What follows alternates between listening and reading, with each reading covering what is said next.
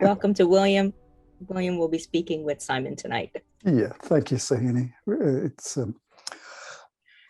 everybody. Good evening, hello, wherever you are. I'm going to talk for just fractionally longer than I might normally do in order to introduce Simon and this conversation, because what we planned to do originally has shifted as we've had our conversations.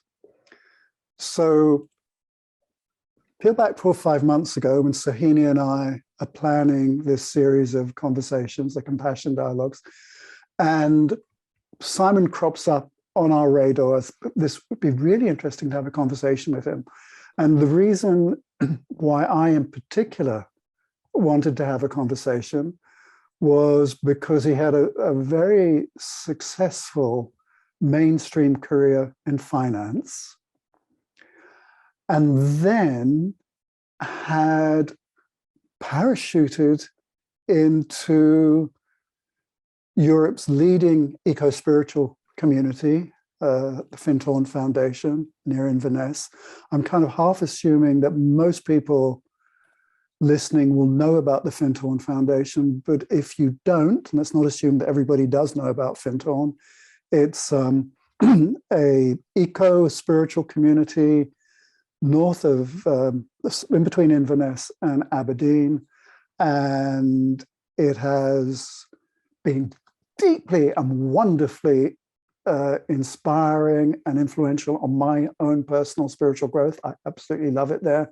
It's one of those places like Glastonbury, which has an aura, an atmosphere all of its own, and you can ignore the people, and nevertheless, if you sit down to meditate or just walk around the landscapes, something shifts within you. It's a place of, what's the right language? The veils are thin, something's cooking. And I love the place very much, and I've been involved with it for 4 decades. I know the 3 founders quite well, Peter, Eileen, and Dorothy. I lived with them at various points, stayed with them, they stayed with us. Very friendly, and the place has been very influential in my life. So when Simon was parachuted in to be their finance officer, without first of all going through an induction process, which most people do when they go to live and work at Findhorn, of doing workshops and various processes in order to acclimatize them to the place, because it's a bit of a pressure cooker like most communities. So when Simon was parachuted in, I got really curious, because money and finance and how that moves and how we work with it is deeply important. It affects our emotions, our feelings, it affects our politics, it's embedded in social justice and where our moral compass is. And I was really curious, how did Simon, as a mainstream financier, deal with a utopian community? And then we started to have conversations. And number one, we're both motorcyclists. Now that may mean nothing to you, but bikers are very direct with each other. And I see a woman's put a thumbs up. Great, understand, I can see you. Bikers are very direct with each other. There's a kind of honesty immediately for various reasons, which I won't go into and bore you with, right? So we started to have meaningful conversations. And then what emerged was this thread of, from Findhorn, let's go backwards. He was treasurer of St. James's Church, Piccadilly, where I worked for a decade. Before that, he was finance director of a successful large property company where he did very well and blew the whistle on wrongdoing there. So that was interesting to me. Courageous, moral compass with risks, and there's a cost to being a whistleblower. And then prior to that, Simon had been brought up by a clergyman's family. And when he had discovered, we'll talk about this, how he discovered that he was gay, was steered into gay conversion therapy, which was for me horrible, astonishing. But Simon had blown the whistle on that as well, which also has a bravery, courage in it, and also a cost. So there was a thread emerging in our conversations of, okay, you've been inside organizations where you've blown the whistle. And that took me into the challenges that I find in a lot of religious and spiritual communities and psychotherapy communities and theater and entertainment, where there are charismatic figures who lead the church, the organization, the community, the theater, the film set, and people then keep quiet about things they're doing that are not guided by a moral compass. And people inside those organizations keep quiet out of loyalty, but at the same time collude. And there's a very difficult place for us to steer ourselves. And I come across it a lot as a teacher in the spiritual field, because I keep meeting people who are in love with their gurus. And I know, for example, that their gurus don't have a moral compass or may abuse them. And I'm never quite sure whether to intervene because they're in rapture and growing, or whether to stay quiet and allow things to process. So that's part of the conversation that I want to unfold with Simon over the next hour. But I promise you, I'm not going to carry on talking like this all the way through the hour. The platform is 100% Simon's, and I'm going to ask him about him and his life in order to draw out what's happened. But I thought I wanted to give you the context.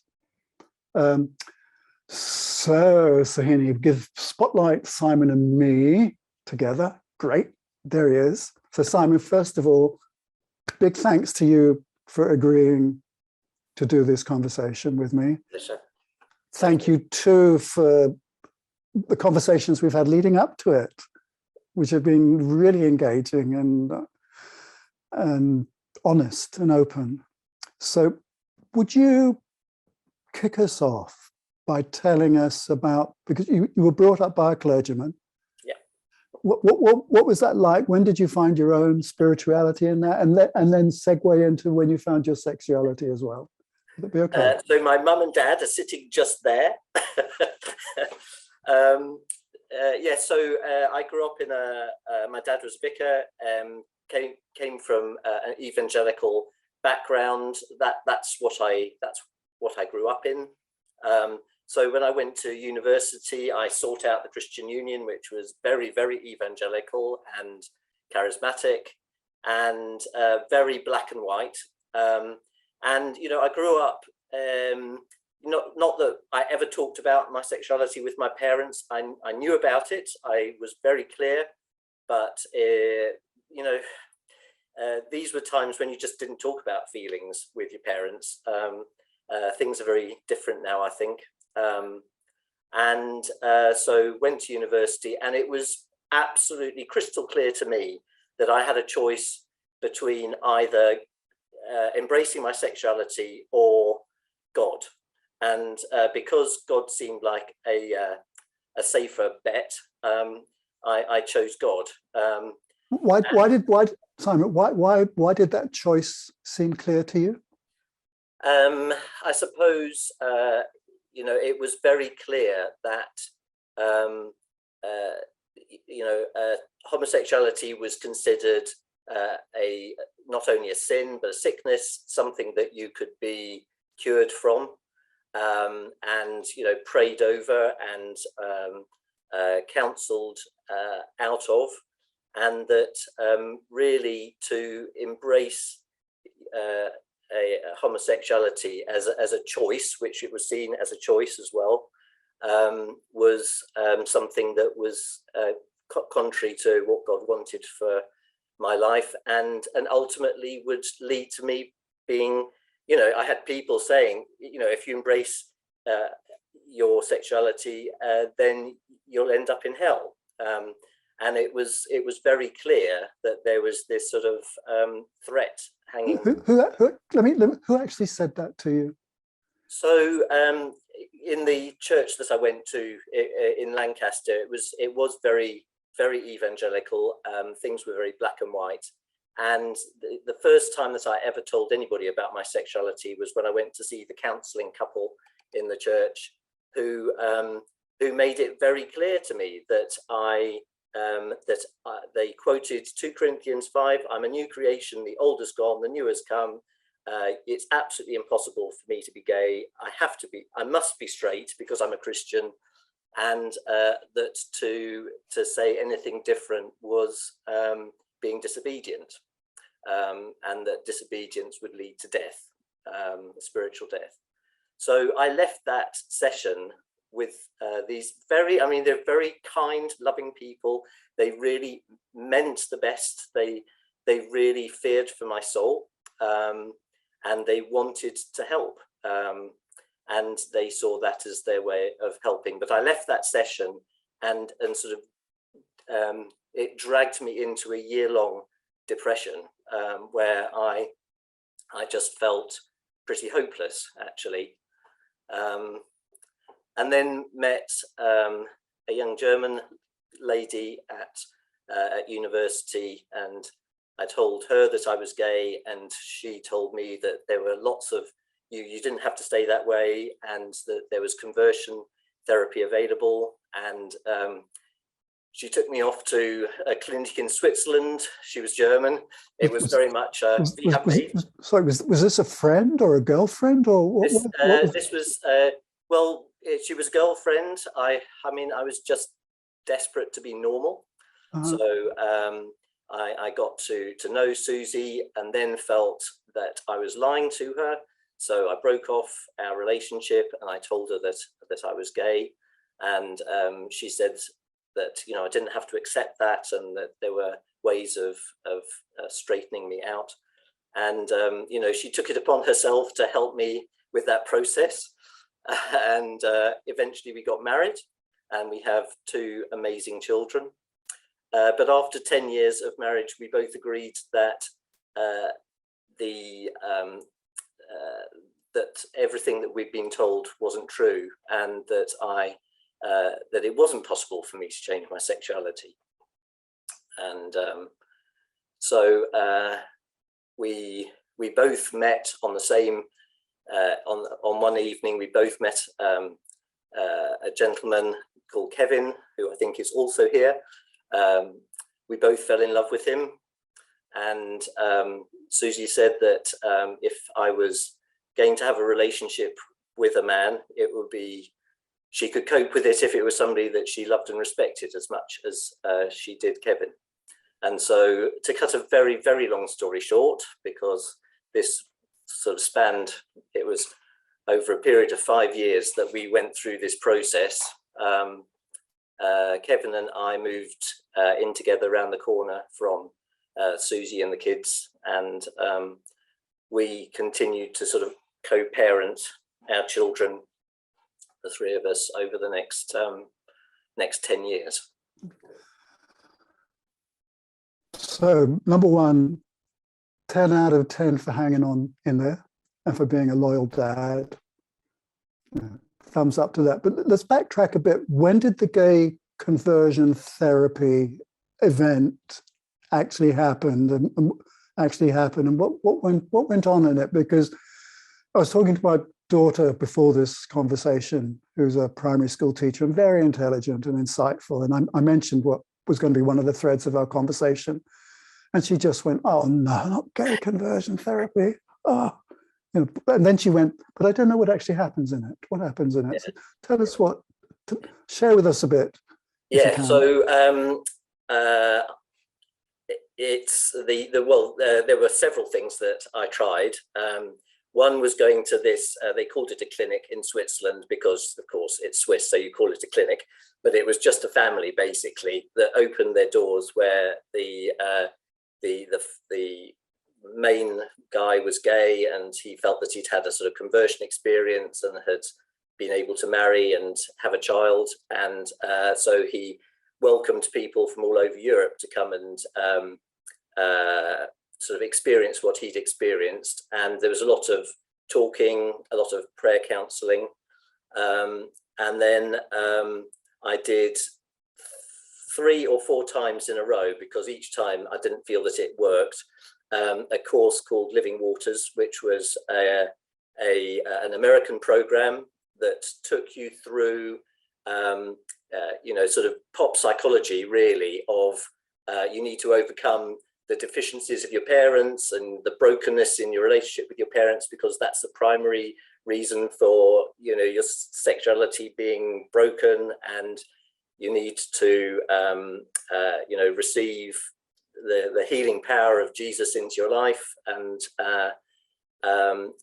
you know, you come out the other end as a happy heterosexual. And I did the course once when I lived in Holland. I was actually the first person in Europe to do it. How old were you? I was 20 then. Yeah. And then how long does the course last? it lasts for a year. Although when I was in Holland, it was because I was doing it as a sort of pilot program for the American organization that was trying to introduce it into Europe. I did it in 3 months, and it was very, very intense. So Simon, assume that the audience, like me, is very ignorant about it, and it would be enlightening for us. Maybe painful for you, so I don't want to open up stuff that's raw. But if you can tell us about what its actual structure was, that would be really interesting for us.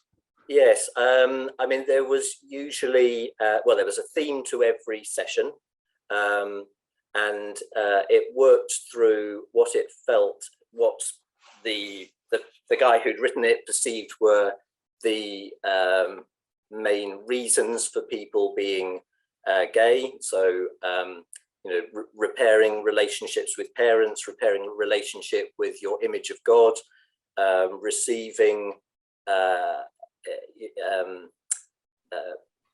accepting God as Father, especially if you're a gay man, entering into a very sort of intimate relationship with Jesus, also particularly as a gay man. A lot of time spent in prayer, sort of being prayed for. Is this one-to-one or with a group? The first time that I did it, it was just one-to-one, but that was just the pilot. And then the subsequent ones, it was groups of about 30 guys who were doing it. And they were generally about 8 or 9 leaders. So there'd be a session altogether. And then there would be, you break up into small groups. And then there was a chance to really talk about what was going on in your own life, the things that you're struggling with, sort of, walk with each other, encourage each other. You know, it developed some very good, I still know people and still in touch with people that went through the course with me. I want to say something very wry and possibly a bit cavalier. I mean, it sounds like a wonderful dating agency. They were incredibly strict. You know, if anybody was discovered meeting outside of the sessions, you know, you're immediately thrown off the course. It was made absolutely clear that was completely off. Yeah, but I'm looking at you laughing now. So I know. I mean, the fact is that the course ended, and several people did end up dating and then going together.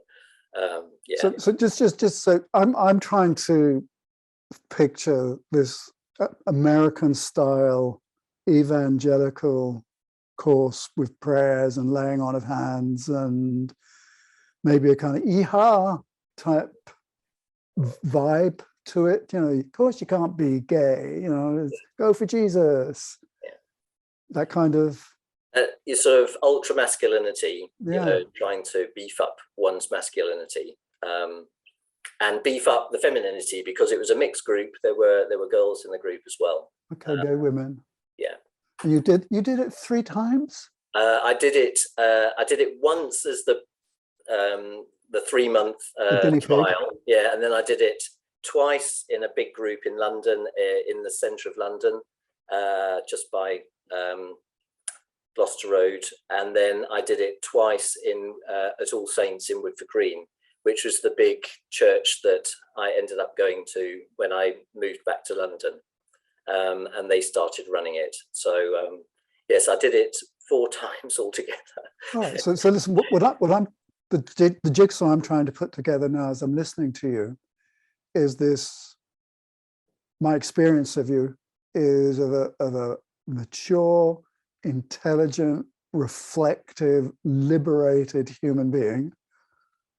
And I'm looking back to you in your 20s, and I'm hearing about this young man who's so clear that his sexuality is wrong, that he goes through this process 4 times in order to assuage your conscience, make peace with Jesus, make your parents feel okay about where you're at? What's No, not so much that. motivator? Certainly not making my parents feel good, because I actually came out to my parents when I was 19 and they were absolutely fine. Oh, bless them. And then I think I rather confused them by going and getting married, because it was like, hang on a minute, what's going on here? No, it was because I desperately wanted to be normal. I wanted to be married. I wanted to have children. I desperately wanted to have children. I mean, I had the most bizarre experience when I was 20. I was working in France, and I was working very, very long hours on one particular job and working very late on many evenings in a row. And one evening, as I opened a cupboard of the office that I was in, I had a hallucination of these 2 children coming out. And I just knew that they were my children. So yeah, I was, there was a very strong desire to be a dad. And yeah, that was a lot of what I think, and wanting to be normal. We're talking the 80s here. It was a horrendous time to be gay. Margaret Thatcher really didn't have, Section 28 and all that made it a very destructive, and it was a horrible time to be gay. And then of course AIDS came along in the late 80s and 90s, and that just made things even worse. So anything to avoid that kind of stigma, I was very prepared to do, but it wasn't me.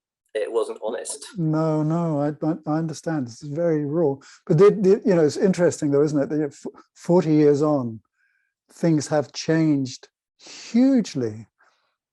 But inside the church, the CV, Church of England, for example, there's still this strange hypocritical paradox that clergy are allowed to have same-sex partners, providing they don't actually have sex.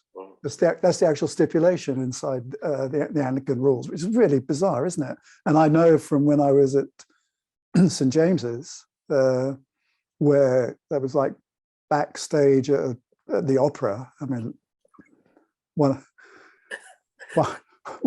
of my, I've said this before, one of my jokes about the Anglican community in Great Britain is that it's Britain's, or the gay clergy in the Church of England, it's Britain's version of San Francisco, full of left-wing gay men, who like dressing up.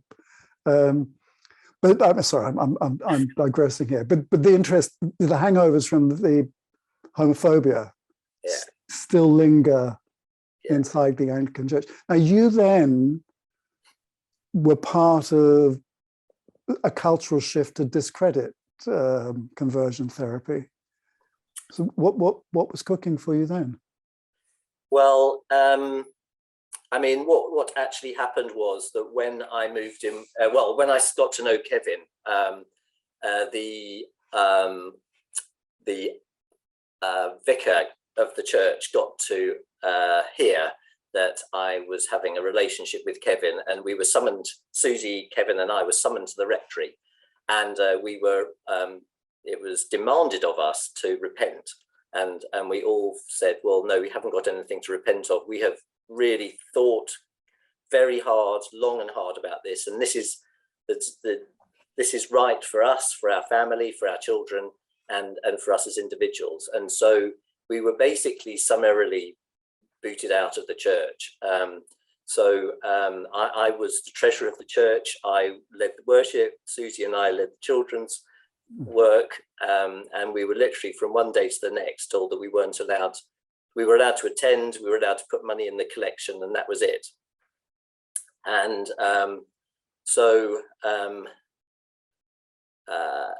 I left very angry. And literally about 2 or 3 weeks later, a friend of mine knew somebody at Channel 4 who was doing a documentary about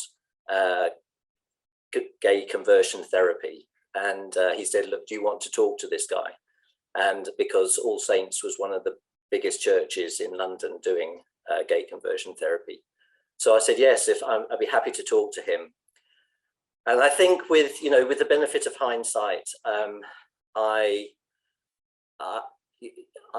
approached it with anger, and actually I regret some of the things that I said, because it came out, despite the fact that what I said was absolutely true, and I was calling out something that was deeply, deeply destructive and damaging to people. And I had friends who'd ended up in hospital, who'd been on the courses that I had been on, having nervous breakdowns, and for some people it destroyed their lives for a long period of time, and I felt that it was right to call this out. I mean, the vicar was extremely angry with me, and got in touch with the bishop, and they raised an injunction to try and stop the program from being put out. So yeah, it was a very unpleasant time, actually, and I think that perhaps if I'd waited 6 months before agreeing to take part in that program, I may have been less angry in the way that I communicated. Do you remember what year that was, ish? It was about 2003, something like that. Okay. I just want to comment that I think your anger was righteous and appropriate, and liberation movements require that there be angry people on the front line. And so I can understand you as a reflective, loving being going, oh, I shouldn't have been so pissed off and hissy fitting at the time. But yeah, given your history, geez, I just think I think it was courageous of you, and I think appropriate. And the fact you were a bit angry, yes, of course, of course. I think I was almost more angry with as much as I was angry at the church, I was almost just as angry at myself for being so naive and stupid. That's how I felt afterwards. I just thought, how did I not see what was going to happen? And I knew that this church was like this. I'd seen the way that it had dealt with other people who had fallen short and were then sort of summarily dismissed, and I thought I didn't do anything about it then. So I think I was as annoyed with myself that I hadn't spoken up sooner. Yeah, but we'll talk about that later on, because that's a bit, that's the edge for us a lot of the time, is loyalty versus honesty. When are we colluding, and when should we blow the whistle?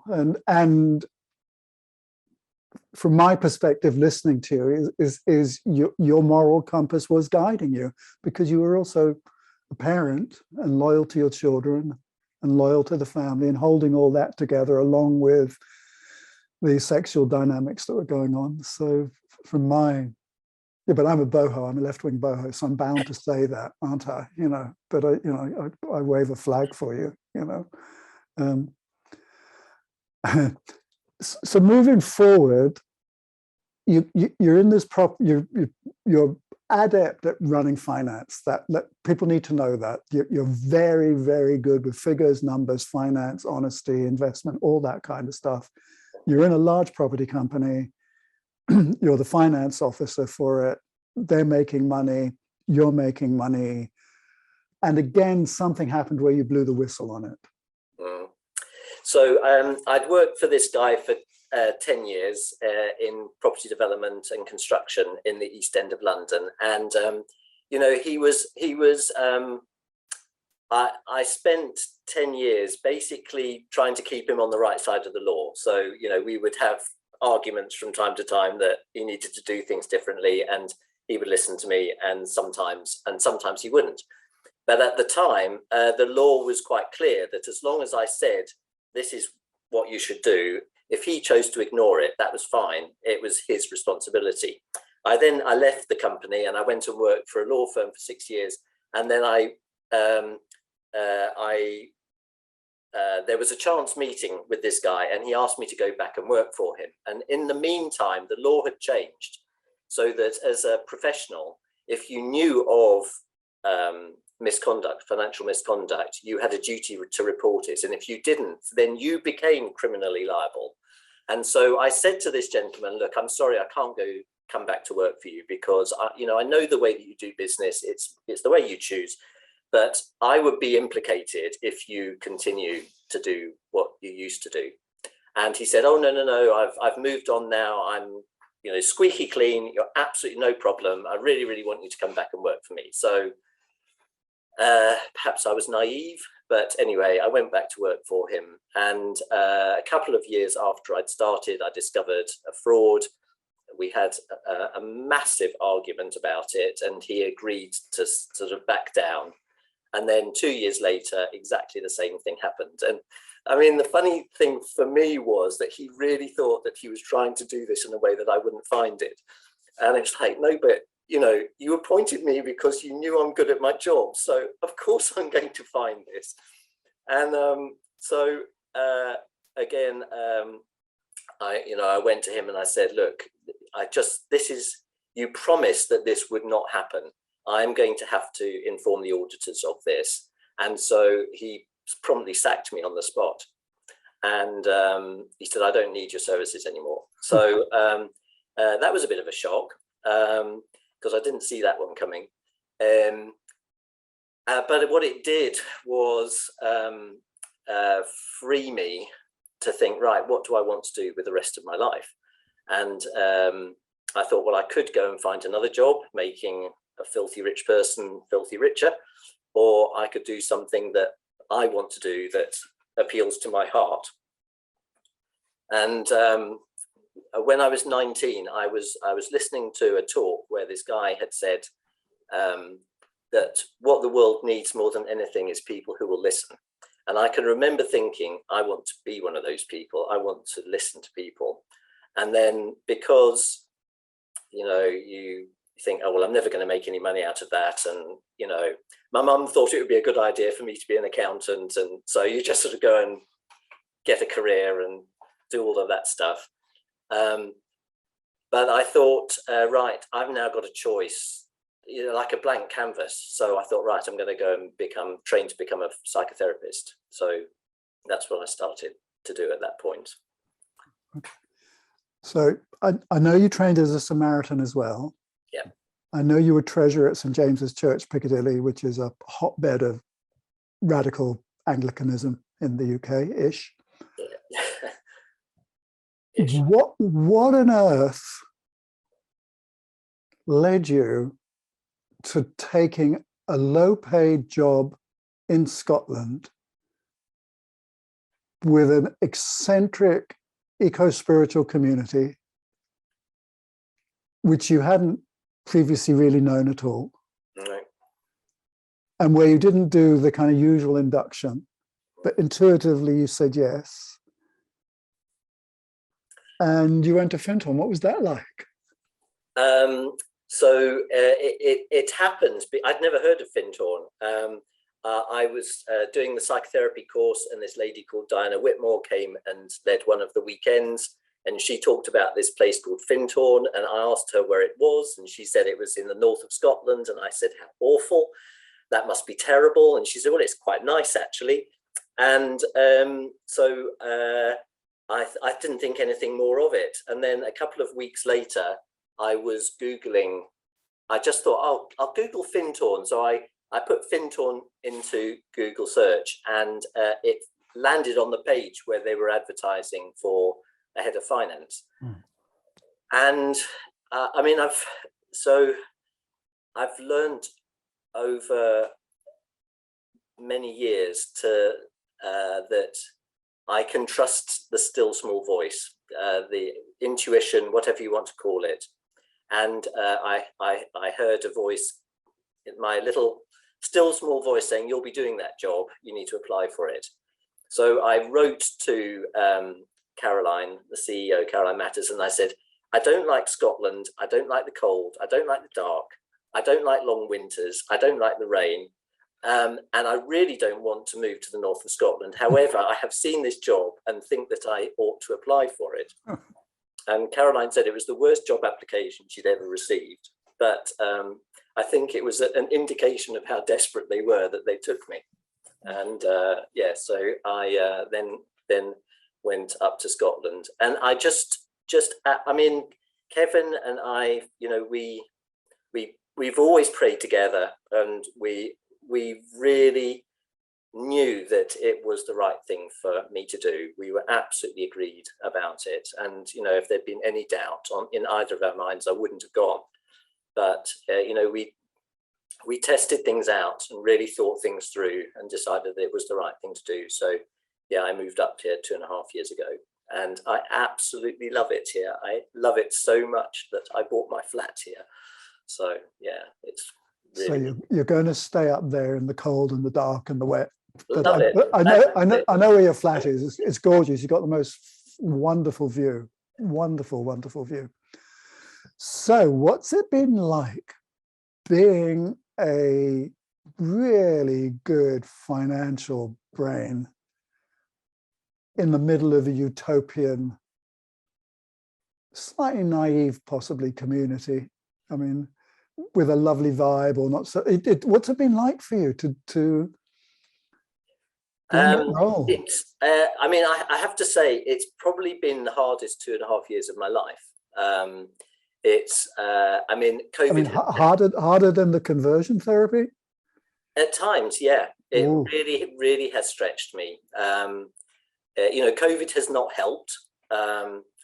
The fact that the finances of the foundation were in pretty bad shape when I arrived, and then a few months later we had to close the doors and lose 85% of our income, and then make a lot of people redundant, and then we had the fires, and it's just been one crisis after another. And yet at the same time, I have loved it. I've loved the challenge. I've loved the sense of having to really deepen my own spirituality and rely on spirit in a way that I never had to before, when I was surrounded by all the support mechanisms that I had in London. And, you know, coming up here on my own, not knowing anybody, it was, yeah, it was a challenge. It really was. And sometimes stretched me very uncomfortably. And, you know, the foundation itself, I think that, you know, very quickly I fell in love with the foundation and its mission, its purpose, and, you know, what we refer to here as the Angel of Findhorn, which is the sort of the overlighting presence here, the sense of spirit, and the, you know, quite remarkable synchronicities, God instances, whatever you want to call them, that have happened since I've been here. It's been really, it's been really humbling. And yet, at the same time, you know, much of the challenges have been there's a lot of anger in the community, a sort of simmering under the skin anger that I picked up on very quickly as soon as I came up here. And also, I mean, the other thing that made me very angry was to see the huge divergence in financial divergence that there was, economic divergence there was in this community, where you had very, very poor people living in caravans and working in mouldy offices, living right next door to some of the wealthiest and richest properties in Moray, and I had never come across such divergence other than when I was in India, and I found that it made me very angry, and that was also a huge challenge for me, channeling that anger into something positive, and really trying to effect change rather than just becoming grumpy. So your moral compass noticed the disparity between the very beautiful, expensive houses and homes that some people have up there, and some of the core workers who are living in caravans that aren't properly heated and living in work conditions that, where, as you say, there's mold on the walls, and that disparity is not noticed or named or just taken very casually. What did you do? What have you done to actually guide it away from that? So one of the legacies that there is in the foundation is a means of paying people a very small amount of money. It's a leftover from when people would come and spend a couple of years in the foundation, and then they would move on. But the trouble is that the way things have changed is that people have ended up staying for much longer periods of time. And so, some people have been here 20, 30 years, earning £200 a month, and having absolutely nothing, no economic support, often living off benefits from the government, which I also, I'm afraid, really, really disagreed with, the fact that the foundation was relying on the government to support its workers rather than pay them, pay the foundation, pay proper wages. So one of the things that I managed to achieve by the time I left was getting rid of this means of paying people just a small stipend. So everybody now in the foundation has the choice to move on to a proper contract where they're paid not at the minimum wage, but at the real living wage plus 25p an hour. And there were one or two people who chose to stay on the old rate, and that's fine, that's their choice. But pretty much everybody moved on to the new contract, and it's going to have a significant. There will be significant consequences for the foundation because it pushes up wage costs enormously, but it will also alter the relationship between people who work for the foundation and the foundation. And I think just bringing it onto a more mature adult kind of relationship rather than the dependency that I saw. And that could sound quite pejorative, and I'm sorry if it does, but it just felt to me that people were just so dependent on the foundation because they had been working for so long with no pension, no, not in a position to save anything, dependent on the foundation for their accommodation, that it was an incredibly unhealthy kind of relationship. Yeah. And so, yeah, that has changed significantly over the last 2 years.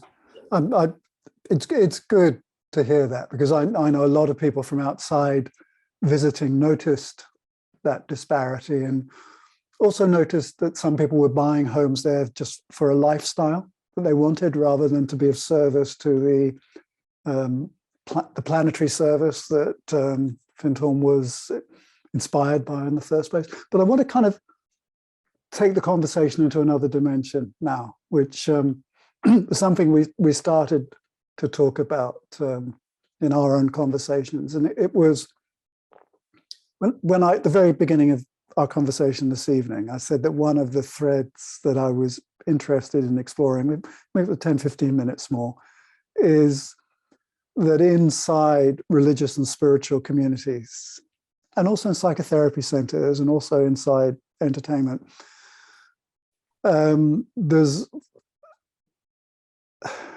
a collusion and a silence to the problems that go on inside the communities, especially when it's talking to the public. And it's almost as if it's kind of a marketing issue. That, no, we've got to keep quiet about that, because otherwise we're not going to attract new members, new audience.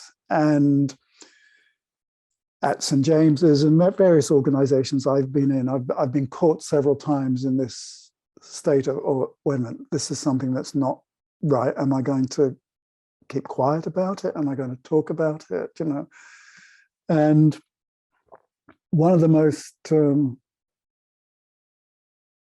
examples, a good example of this was at a talk I gave once about, and Findhorn cropped up, and I said in public, and this was something that irritated a lot of people who live at Findhorn. They responded to me, so you can't say that kind of thing about us, it's not good. I said, listen, Findhorn is so wonderful, has got such an overlighting atmosphere, such a magnetism, such an angel of Findhorn, whatever you want to call it, right?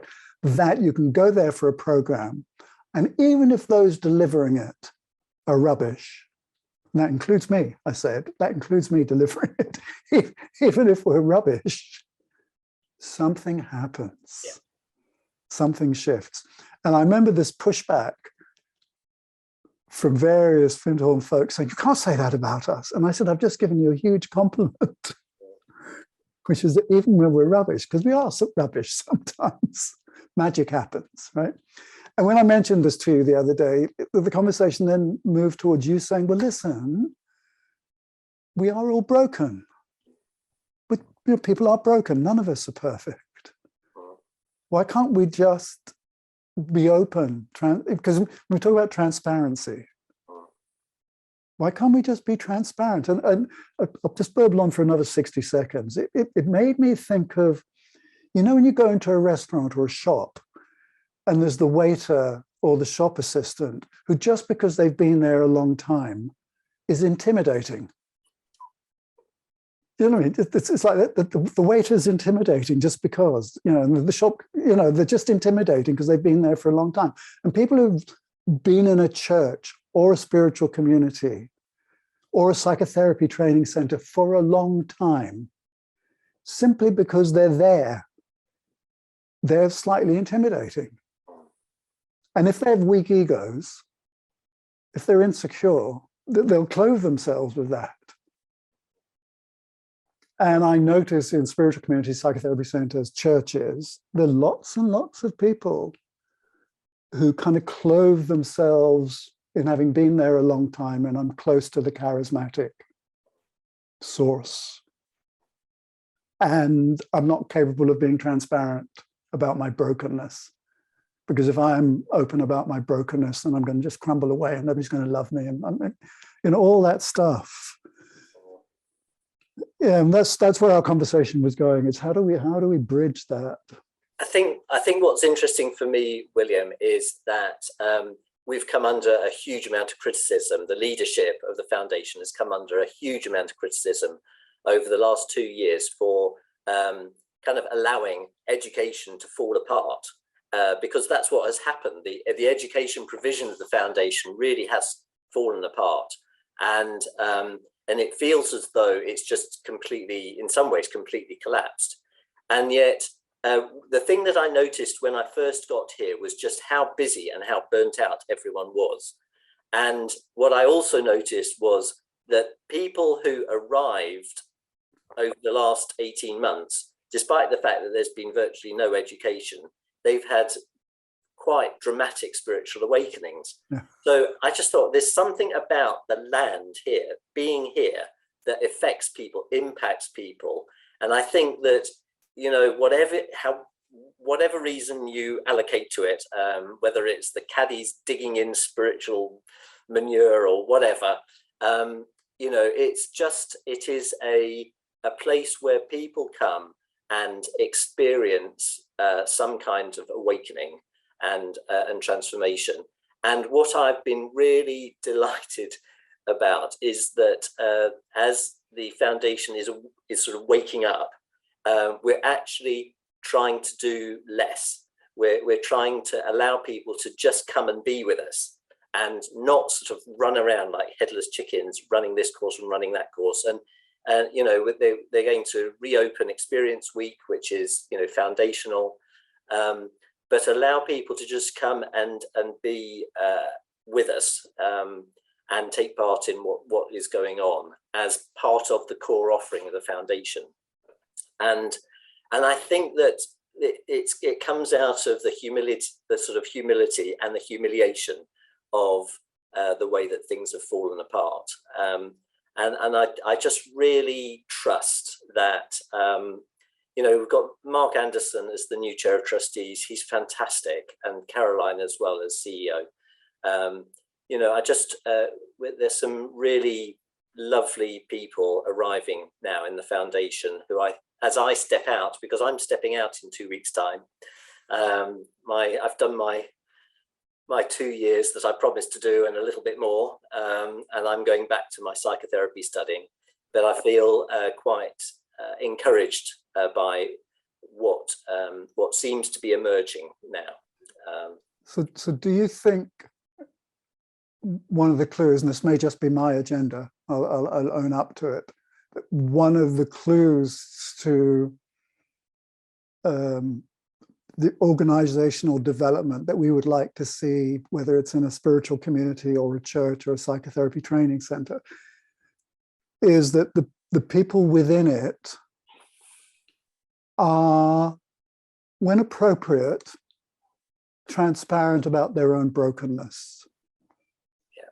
And not rely on a kind of I put it rudely because I'm rude sometimes, you know, a kind of semi-pompous charisma. You know, there's a little pomposity of charisma where people, I'm kind of a little bit special and here's my defense mechanism. And I think what I would love to see in the church, in spiritual communities, is just a little bit of, you know, use the word humility and humbleness 5 minutes ago. It's not even that for me. It's more just kind of, hey, we are human. Here's my broken heart.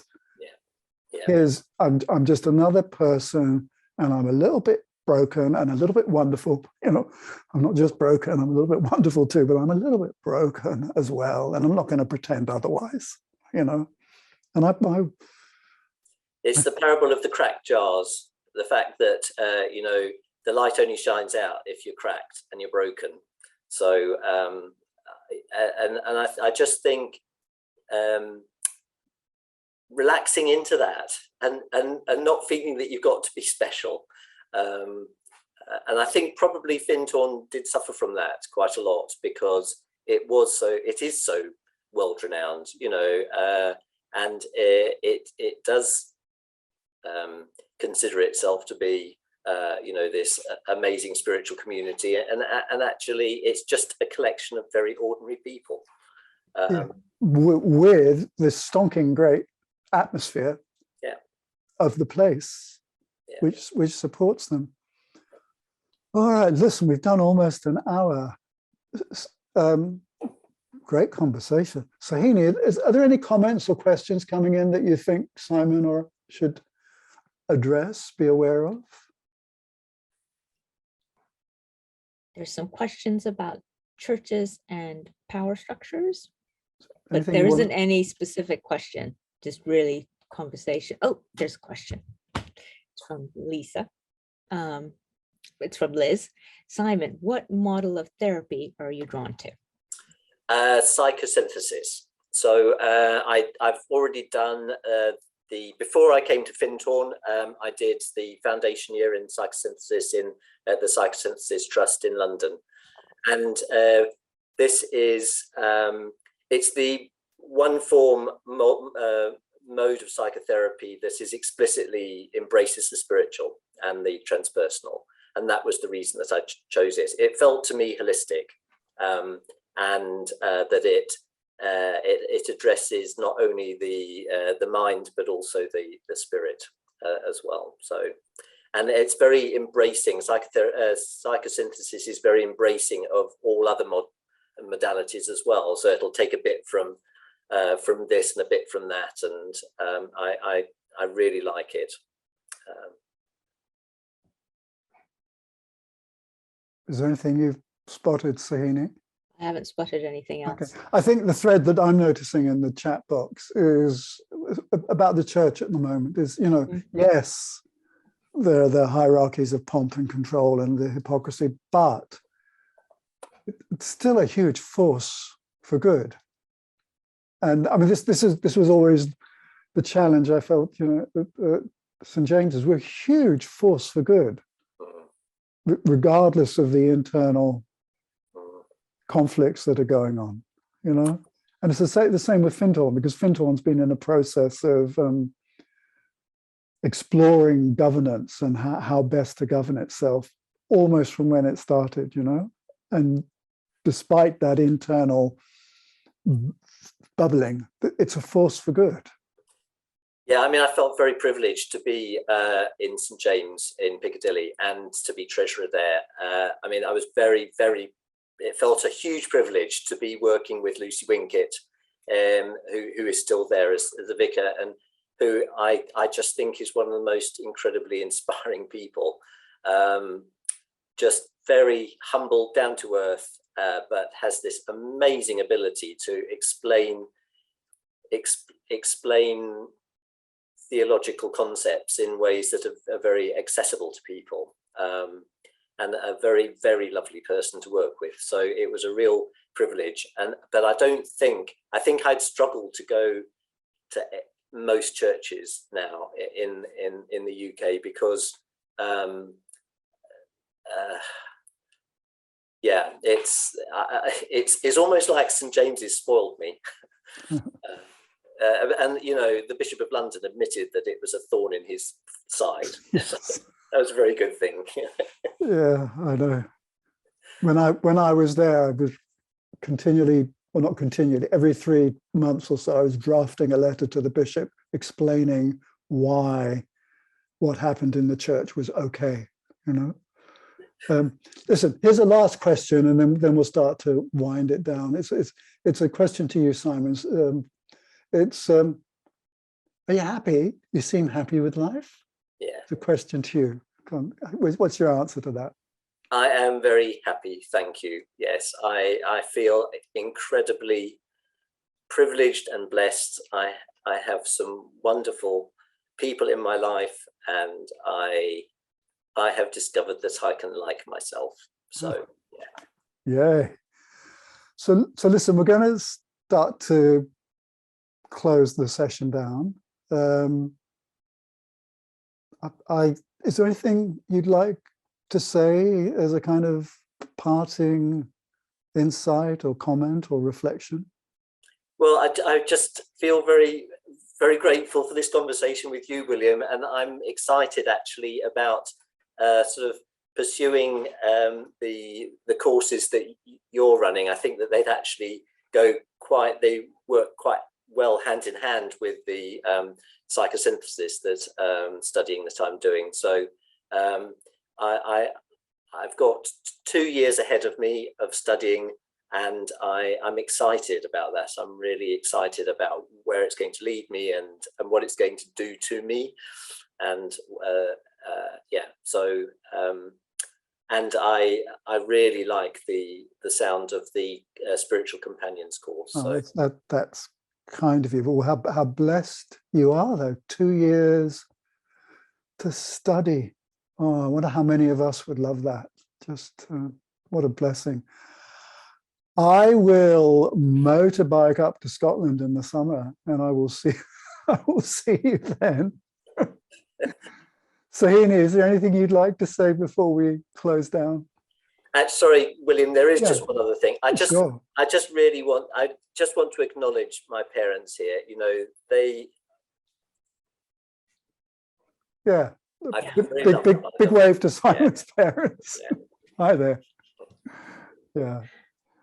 I think I would have been intimidated if my parents were in the group.